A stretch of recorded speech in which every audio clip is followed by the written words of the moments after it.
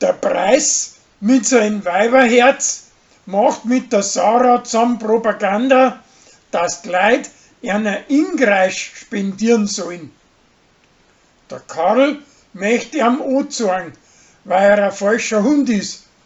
Aber das lässt er wieder bleiben und der andere verschwindet wieder aus Lansing. Der Rolli kommt für 2 Tage nach Lansing und seine preisische Spusi sagt ihm, dass nicht zu ihm nach Malle umziehen will. Und alles bleibt da so, wie es ist.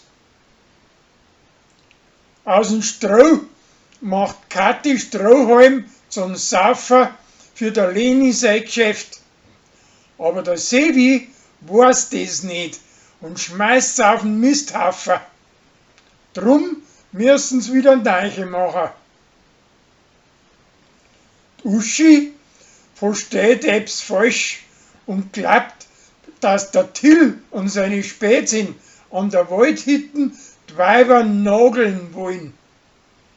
Drum taucht's da auf und möcht er das vermasseln. Dabei wollen aber die schön schauen, wer das besser die Nägeln als Holz reinhauen kann.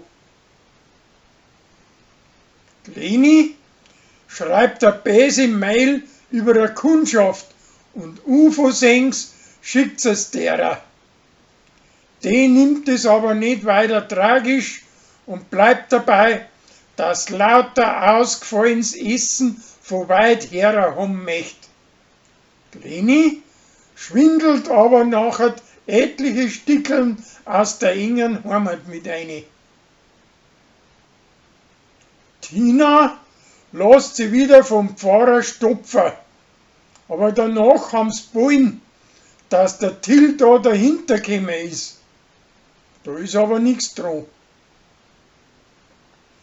Der Karl lästert über die Schlitzaugerten und drum kocht ihm an Rolli seine preisische Pflegtochter einen Tee, wo er eine blaue Zunge kriegt davon. Als Hummerl ist seit ein paar Tagen schon verkehrt. Und wie es nachher mit der Uschi fest marschiert, wird ihm auf einmal schwindelig, so dass er niedersitzen muss.